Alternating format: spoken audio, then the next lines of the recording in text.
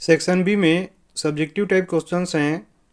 इसमें first part में इसके 5 क्वेश्चंस में 3 क्वेश्चन को सॉल्व करना है, जो कि एम्प्लॉयबिलिटी स्किल से है। 20 से 30 वर्ड का लिमिट है और टोटल 6 मार्क्स इसमें आपको मिलेगा। क्वेश्चन नंबर 6 है कि describe stress and stress management. तो देखिए, इस टाइप के क्वेश्चन में हमको क्या करना है कि सबसे पहले सोचना है, और सोचने के बाद बिल्कुल सटीक तरीके से, बहुत ही कॉन्फिडेंट वे में इसको हमको लिखना है। मैं बता रहा हूँ कैसे। जैसे सबसे पहले स्ट्रेस को हम लोग डिफाइन करेंगे कि stress can be defined as our emotional, mental, physical, social reaction to any pursued demands और थ्रेट्स। तो स्ट्रेस क्या होता है कि इसको हम डिफाइन कर सकते हैं कि emotional, mental, physical, social reaction होता है किसी भी डर या किसी भी जो सिचुएशन हमारी लाइफ में पैदा होता है उसके लिए। और दूसरा जो इसमें क्वेश्चन है कि स्ट्रेस मैनेजमेंट क्या है, तो स्ट्रेस मैनेजमेंट में लिखेंगे कि ABC of stress management. A, adversity are the stressful event. B, believes are the way you respond to the event. और सी है consequences are actions and outcomes of the event. तो बिल्कुल इसी प्रकार से सबसे पहले आपको सोचना है, और सोचने के बाद पॉइंट बनाकर ही इस टाइप के क्वेश्चन के आंसर को लिखना है। नेक्स्ट क्वेश्चन है क्वेश्चन नंबर 7 कि in smart goals what does S stand for, explain. तो इसमें क्या पूछ रहा है कि स्मार्ट गोल्स में एस किसके लिए स्टैंड करता है और उसको एक्सप्लेन करना है। इसका आंसर है कि स्मार्ट स्टैंड्स फॉर स्पेसिफिक। अब देखिए, स्मार्ट में जो एस है ना, यहाँ पे प्रिंट नहीं हुआ है, एस जो है वो स्टैंड करता है स्पेसिफिक के लिए। अब इसको हम लोग एक्सप्लेन कर रहे हैं कि a specific and A clear goal answer से 6 क्वेश्चंस। तो जो स्पेसिफिक और क्लियर गोल होता है वो 6 क्वेश्चंस को आंसर करता है। Who is involve in the goal, what do I want to do, where do I start, when do I start and finish, which means do I use, why am I doing this. ठीक है ना। तो ये जो 6 questions है ना, इसमें ये शामिल होते हैं। क्वेश्चन नंबर 8 है कि what is the function of the enter की। इंटर की का फंक्शन क्या होता है। आंसर में लिखेंगे कि the enter key is a computer innovation which is an alternative to the okay button. तो इंटर की का जो काम होता है ना, वो एक अल्टरनेटिव का काम होता है जो कि ओके बटन का होता है। The function of enter key is typically to finish an entry and begin the desired process. तो जैसे ही हम लोग इंटर दबाते हैं तो क्या होता है कि जो भी हम एंट्री किए रहते हैं वो फिनिश होता है, ख़त्म होता है, और जो प्रोसेस हम करना चाहते हैं ना वो शुरू हो जाता है। It causes a dialog box, window form और command line to perform its default function. और ये जो है ना, जो डायलॉग बॉक्स होता है, विंडो फॉर्म होता है और कमांड लाइन होता है, इनको डिफ़ॉल्ट फंक्शन करने के लिए परफॉर्म करता है। अब इसमें नेक्स्ट क्वेश्चन देखते हैं, जो कि क्वेश्चन नंबर 9 है कि list the ways in which an entrepreneur affects a society, explain any two. तो देखिए, जब भी ये लिस्ट टाइप के क्वेश्चन आते हैं ना, तो सबसे पहले दिमाग में आपको सोचना है कि जैसे कि इसमें पूछा है कि जो एंटरप्रेन्योर होता है वो कैसे सोसाइटी के ऊपर अफेक्ट डालते हैं, प्रभाव डालते हैं। तो वो लिस्ट को सोचना है। जैसे कि क्रिएट जॉब, जॉब क्रिएट करते हैं, एम्प्लॉयबिलिटी बढ़ाते हैं, पॉवर्टी हटाते हैं। तो इस टाइप से आपको दिमाग में उसको लेना है। तो इसका आंसर 1 है कि create jobs. With the growth of a business entrepreneurs look for more people to help them. कि जैसे जैसे बिजनेस बढ़ता है तो जो एंटरप्रेन्योर्स होते हैं उनको ज़्यादा लोगों की ज़रूरत होती है काम के लिए। They buy more material and form more people. और वो ज़्यादा मटेरियल खरीदते हैं और ज़्यादा लोगों को हायर करते हैं। सेकेंड है sharing of wealth. Wealth means having enough money to live a comfortable life. तो वेल्थ का मतलब होता है कितना पैसा हो कि आप एक कंफर्टेबल लाइफ जी सकें। As entrepreneurs grow their business, the people working for them and in related businesses also grow. तो जैसे जैसे एंटरप्रेन्योर का बिजनेस बढ़ता है तो जो लोग उसके लिए काम करते हैं या उनके साथ में होते हैं वो भी ग्रो करते हैं। They have more money to live a better quality life. और उनके पास ज़्यादा पैसा होता है एक अच्छा क्वालिटी लाइफ जीने के लिए। नेक्स्ट क्वेश्चन नंबर 10 है कि define the meaning of a career. Career की मीनिंग को डिफाइन करना है। तो इसका आंसर में लिखेंगे क्या, career is a line of work that a person takes for life. तो करियर एक प्रकार का काम होता है जो जीवन में कोई भी व्यक्ति लेता है। There are two ways a person can earn a living. दो तरीक़ों से आदमी पैसा कमा सकता है। दे आर, फर्स्ट में है सेल्फ एम्प्लॉयमेंट और सेकेंड में है वेज एम्प्लॉयमेंट, कि वो खुद का काम करे या किसी दूसरे के लिए काम करे। For example, a doctor who works for hospital is a wage employed person. एक डॉक्टर जो कि हॉस्पिटल के लिए काम कर रहा है वो जो है ना वेज एम्प्लॉयड पर्सन है। If the same doctor has their own clinic he or she is a self employed person. और उस डॉक्टर के पास अगर खुद का क्लिनिक है तो जो है ना सेल्फ एम्प्लॉयड पर्सन है। अब नेक्स्ट में देखिए, इसमें भी छः क्वेश्चन में से 4 को सॉल्व करना है 20 से 30 वर्ड्स के लिमिट में, और 4 to 8 मार्क्स इसमें मिलेगा। क्वेश्चन नंबर 11 है, right a short note on physical activity facilitator nurture each students cognitive, physical, emotional and social development. तो एक शॉर्ट नोट लिखना है कि किस प्रकार से फिजिकल एक्टिविटी फैसिलिटेटर जो है ना एक स्टूडेंट के कोग्निटिव, फिजिकल, एजुकेशनल और सोशल डेवलपमेंट को नर्चर करता है। तो इसके आंसर में लिखेंगे कि a physical activity facilitator has to nurture students cognitive, physical and social development. तो एक फिजिकल एक्टिविटी फैसिलिटेटर को एक स्टूडेंट के कोग्निटिव, फिजिकल और सोशल डेवलपमेंट को नर्चर करना पड़ता है। ही सी शुड, उसको क्या क्या करना है देखिए। First, create and maintain a physically and emotionally safe learning environment for all students, कि उसको क्रिएट करना होता है फिजिकली और इमोशनली सेल्फ लर्निंग इन्वायरमेंट सारे बच्चों के लिए। सेकेंड है, respect each individuals dignity and worth and help students value their own identities and appreciate differences in others. उसको सभी जो इंडिविजुअल्स होते हैं उनकी डिग्निटी और वर्थ को रिस्पेक्ट देना होता है, और बच्चों को हेल्प करना होता है उनके आइडेंटिटीज़ के लिए, और जो भी डिफरेंसेस उसमें होता है बाकियों के कंपेरिजन में उसको अप्रिशिएट करना होता है। क्वेश्चन थर्ड इसमें कि provide a supportive environment for positive social interaction and team building, और एक अच्छा सपोर्टिव इन्वायरमेंट देना होता है ताकि एक सोशल इंटरेक्शन जो है पॉजिटिव हो और टीम बिल्डअप हो। 4 है, assist students in becoming active, inquisitive and perceptive individuals, और बच्चों को अच्छा बनने में उसको असिस्ट करना होता है। क्वेश्चन 12 है कि what are the difference between assessment and evaluation. तो ये असेसमेंट और इवोल्यूशन में क्या अंतर है, तो इसका आंसर लिखेंगे कि assessment is ongoing and evaluation provide closure. तो असेसमेंट जो है ना चलते रहता है और इवोल्यूशन जो है ना क्लोजर, माने किसी भी एग्जाम के खात्मा में जो होता है वो इवोल्यूशन होता है। सेकेंड है, assessment improves learning quality and evolution जजेज लर्निंग लेवल। तो असेसमेंट जो है ना लर्निंग क्वालिटी को इम्प्रूव करता है, जबकि इवोल्यूशन जो है वो जज करता है, मापता है, जांचता है कि कितना वो सीखा है, उसका लर्निंग लेवल कितना है। थर्ड में लिखेंगे कि assessment upgraded and evolution graded. Assessment जो है ना अपग्रेड करता है और इवोल्यूशन जो है वो ग्रेड बनाता है। 4 है, assessment provides feedback and evaluation so short falls. Assessment जो है ना वो फीडबैक देता है, जबकि इवोल्यूशन जो है वो शॉर्ट फॉल्स को बताता है, क्या कमियां हैं उसको दिखाता है। क्वेश्चन 13 है कि right the type of evolution in list and right anyone.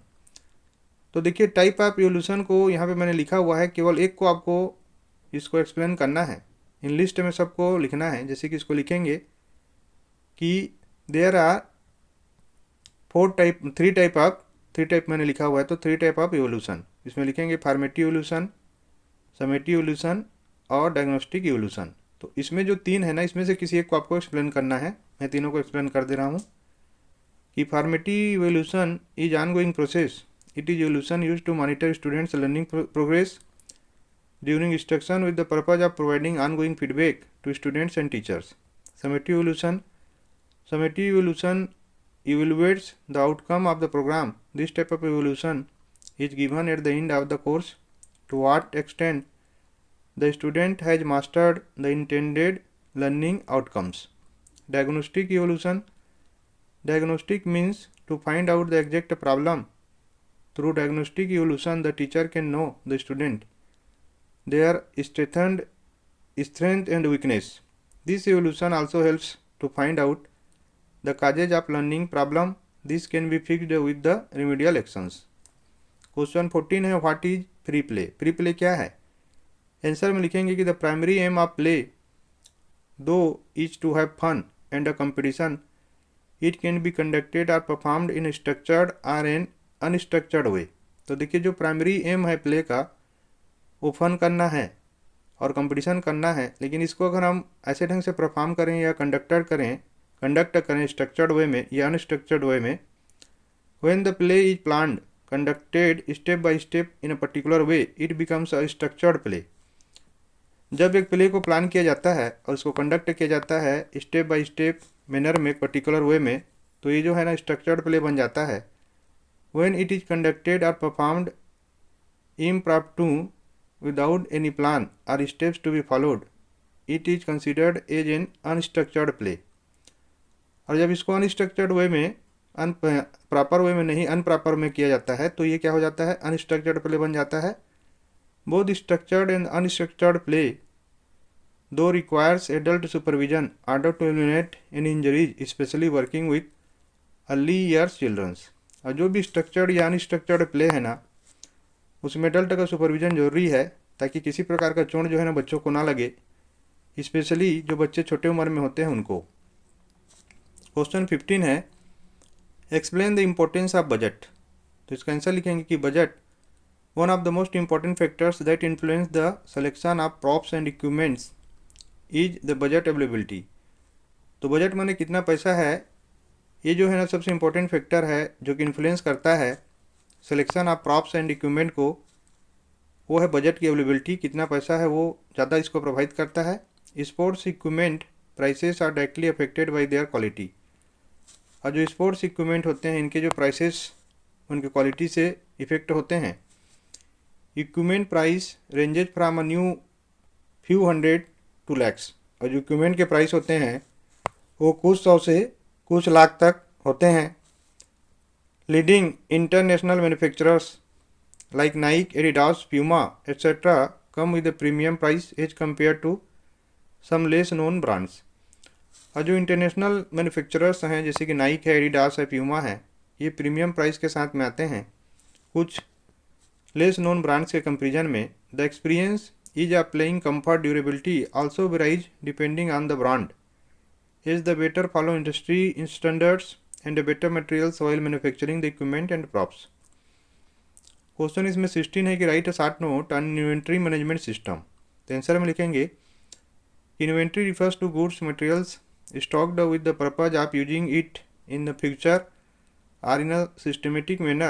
The word inventory is generally associated with production business, wherein the raw materials are produced, stored and released to the market for sales and consumption. Inventory refers to goods, materials stocked with the purpose of using it in the future or in a systematic manner. The word inventory is generally associated with production business, wherein the raw materials are produced, stored and released to the market for sales and consumption. तो देखिए inventory का मतलब होता है सामान, goods है ना। जब भी गुड्स को हम स्टोर करते हैं एक सिस्टमेटिक मैनर में फ्यूचर कंजप्शन के लिए तो इन्वेंट्री को यूज करते हैं। जनरली ये प्रोडक्शन वाले बिजनेस में यूज होता है, लेकिन इसका मेन उद्देश्य होता है कि कैसे सामान को, मटेरियल को प्रोड्यूस किया जाता है, स्टोर किया जाता है, रिलीज किया जाता है मार्केट में सेल और कंजप्शन के लिए। और इसका जो मेन होता है कि कितना मटेरियल आप स्टॉक करके रखते हैं। बेसिकली जो जनरल पर्पज इसका मीनिंग होता है कि किसी भी काम के लिए ताकि आप फ्यूचर में उसको कंजप्ट कर सकें सिस्टमेटिक मैनर में। अब इसके बाद देखिए 3 क्वेश्चन सॉल्व करना है 5 क्वेश्चन में। 50 से 80 वर्ड्स का लिमिट है और इसमें 12 मार्क्स मिलेगा। क्वेश्चन नंबर 17 है कि what are the qualities of a good physical activity facilitator in list and elaborate one. तो देखिए सबसे पहले आंसर 1 में लिखेंगे कि create an environment for learning. The physical activity facilitator has to nurture students cognitive, physical and social development. तो देखिए सबसे पहले जो फिजिकल एक्टिविटी फैसिलिटेटर है ना उसको एक एनवायरनमेंट क्रिएट करना पड़ता है लर्निंग के लिए, जिससे स्टूडेंट का कोग्निटिव, फिजिकल और सोशल डेवलपमेंट जो है ना नर्चर हो। ही सी शुड, और कैसे करता है ये, create and maintain a physically and emotionally safe learning environment for our students. B, respect each individual's dignity and worth and help students value their own identities and appreciate differences in others. C, foster growth in all students for integrating intellectual, physical, emotional and social learning. और D है provide a supportive environment for positive social interaction and team building, assist students in becoming active. Second में लिखेंगे collaborate with stakeholders like school staff, parents and the community, like school staff, parents and the community to provide a wide variety of physical activity opportunities for the entire school community. Third है respect and value others' opinion and identities, serve as role models by participating regularly in health enhancing physical activity. Fourth है maintain professional etiquette, dress in attire that is appropriate for a physical activity environment while maintaining a high level of professionalism and agrees with the school's dress code. और fifth है commit to lifelong learning and contributing to the profession. Question number 18 है कि what are the components of fitness. Answer है health related fitness. Health related fitness refers to a basis on which major or general well being by striving to achieve और enable level of health fitness in each area. तो देखिए health fitness क्या होता है कि इसमें हमारे जो बॉडी का वेल बीइंग है ना, वो एक लेवल को मेंटेन करता है, रीजनेबल लेवल को मेंटेन करता है हेल्थ फिटनेस का हर एरिया में। It focuses on 5 health related components of fitness which include cardiovascular endurance, anaerobic ability, muscular strength, flexibility and body composition. अब नेक्स्ट में देखेंगे इसमें तो health related fitness can be assessed by measuring the following abilities capacity. तो जो health related fitness होता है ना, इन कैपेसिटीज के द्वारा इसको मेजर कर सकते हैं। Aerobic capacity, anaerobic capacity, strength, flexibility, body composition. अब इसमें स्किल रिलेटेड फिटनेस, तो फिटनेस से रिलेटेड स्किल क्या होता है। Agility is defined as a skill related component of a physical fitness that relates to the ability to rapidly change the position of the entire body in space with speed and accuracy. तो देखिए एक skill related जो component होता है physical fitness में, वो relate करता है कि कितना रैपिडली जो पोजीशन इंटायर बॉडी का वो चेंज होता है, किसके रिस्पेक्ट में, स्पीड एंड एक्यूरेसी के रिस्पेक्ट में। The skill related fitness are based upon the neuromuscular system and determine how successfully a person can perform a specific skill. Both health and skill related fitness are required in all activities. For example, a person playing tennis needs to possesses the necessary speed, endurance and strength, which are fitness parameters, as well as hand-eye coordination and foot movements needed to strike the ball successfully, which are skill parameter। तो देखिए इसमें बहुत अच्छे से समझाया है कि एक बच्चा या एक व्यक्ति जो है ना टेनिस सीखना चाहता है, तो उसमें क्या क्या होना चाहिए कि स्पीड होना चाहिए, इंड्योरेंस होना चाहिए, स्ट्रेंथ होना चाहिए, जो कि उसके फिटनेस पैरामीटर हैं। साथ ही साथ हैंड आई कोऑर्डिनेशन होना चाहिए, फुट मूवमेंट होना चाहिए, ताकि बॉल को सक्सेसफुली स्ट्राइक किया जा सके। ये स्किल पैरामीटर होंगे।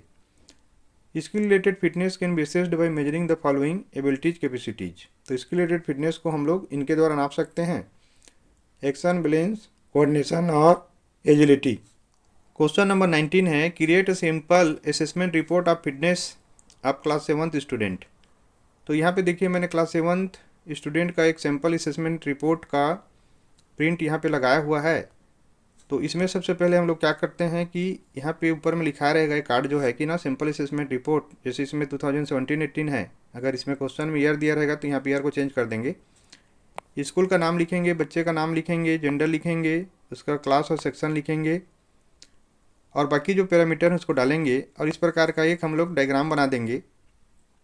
फिर इसमें स्किल्स असेसमेंट में देखेंगे कि एक्शन में, बैलेंस में, कोऑर्डिनेशन में उसको क्या ग्रेड मिलता है और नीचे में फिर साइन रहेगा। इसके बाद क्वेश्चन नंबर इसमें 20 पे आ चुके हैं कि प्रिपेयर अ लेसन प्लान आप फ्री प्ले एक्टिविटी। तो फ्री प्ले एक्टिविटी के लिए एक लेसन प्लान बनाएंगे। तो आंसर में लिखेंगे कि objective and prop 2 plus draft and layout 2, lesson name dance to the tune. Aim है to showcase synchronised movements and balancing skills. अब प्रॉप एंड इक्विपमेंट रिक्वायर्ड, कौन कौन सा प्रॉप और इक्विपमेंट लगेगा इसमें कि music, CD, drums, music player. इसके बाद क्या करेंगे कि arrange the children in scatter formation, use the music CD if you have a music player or use drums. After listening to the song ask the children to perform the following sequence of steps using the cue words provided. Jump and twirl 16 counts, in and out jump 16 counts, march in place 18 counts, run forward and back 8 32 counts, march in place 18 counts, jump and twirl 16 counts, in and out jump 16 counts, march in place 18 counts, punch 12 counts. Innovate and add movements to these as you see fit. Practice these movements often so children can also showcase them on sports day. जो last question है 21 number, elaborate the factors influencing the selection of props and equipments. तो कौन कौन से factor जो है ना influence करते हैं प्रॉप्स और इक्विपमेंट के सिलेक्शन को। आंसर है एज एप्रोप्रिएटनेस। तो जो एज एप्रोप्रिएटनेस होता है वो कैसे फैक्टर डालता है कि the equipment and the props must be as appropriate. तो जो इक्विपमेंट और प्रॉप होते हैं ना वो एज एप्रोप्रिएट होना चाहिए। सेकेंड में industry standard, they must be manufactured as per the industry guidelines. Industry के गाइडलाइंस के अनुसार बने होना चाहिए। Example tennis ball made of rubber and not leather. तो टेनिस बॉल जो है रबर से बनना चाहिए, लेदर से नहीं। Cricket bats made of wood not metal. और क्रिकेट बैट जो है ना वो वुड से बना होना चाहिए, मेटल से बना नहीं होना चाहिए। इसके बाद sports type, they must be selected as per the type of the sport. और ये जो है ना स्पोर्ट के अनुसार ही सिलेक्ट होना चाहिए। For example basketball volleyball should not be used to play football and vice versa. तो जो बास्केटबॉल और वॉलीबॉल है ना वो फुटबॉल की तरह यूज नहीं होना चाहिए। उसके बाद infrastructure, depending on the type of sport and where it is played selection of props and equipment is determined. तो जो टाइप ऑफ स्पोर्ट है और कहाँ खेला जा रहा है उसके अनुसार प्रॉप और इक्विपमेंट का जो सिलेक्शन है ना वो डिटरमाइन होना चाहिए। For example indoor courts play area requires less rugged equipment. तो जो इंडोर कोर्ट्स होते हैं प्ले एरिया होता है उनको लेस रग्ड इक्विपमेंट चाहिए। Then an outdoor equipment that are exposed to the direct sun and other harsh weather. The type of equipment and props is determined by the mobile, makeshift and permanent play space. For example, a permanent goal post, basketball post, volleyball poles are required to be installed in a permanent designated place. तो देखिए दो प्रकार से होना चाहिए कि कौन permanent है कौन टेम्प्रेरी है। जैसे कि बास्केटबॉल पोस्ट है, वॉलीबॉल पोल्स है, ये एक परमानेंट डिग्नेटेड प्लेस में इंस्टॉल होना चाहिए। If the play area used for multipurpose activity the dismountable mobile type of same equipment is to be used. अगर वो अलग अलग एक्टिविटी के लिए यूज होता है वो एरिया तो जो डिसमाउंटेबल मोबाइल टाइप है सेम इक्विपमेंट का यूज होना चाहिए। फिर उसके बाद है group size, they must be calculated as per number of learners. If a large group of students for example 40 students play at a time, it is always best to divide them into smaller groups and each group should be given adequate number of props to play with. The small group also requires customization of the equipment such as small size goalpost for football, mobile cricket stumps etc. thus influencing the selection of props and equipment during planning the sport training. तो देखिए जब भी planning करते हैं sport training में तो इस सारी सिचुएशन को हमको ध्यान में रखना है कि ग्रुप साइज कितना होगा। Budget, one of the most important factors that influence the selection of props and equipment is the budget availability. Sports equipment prices are directly affected by their quality. Equipment price ranges from a few hundred to lakhs. Leading international manufacturers like Nike, Adidas, Puma, etc. come with a premium price as compared to some less known brands. The experience is applying comfort durability also varies depending on the brand as the better follow industry standards and better materials while manufacturing the equipment and the props. तो आशा करता हूँ मेरा ये जो video जो है ना आप लोगों को आने वाले एग्जाम में काफ़ी ज़्यादा हेल्प करेगा। Thank you for watching.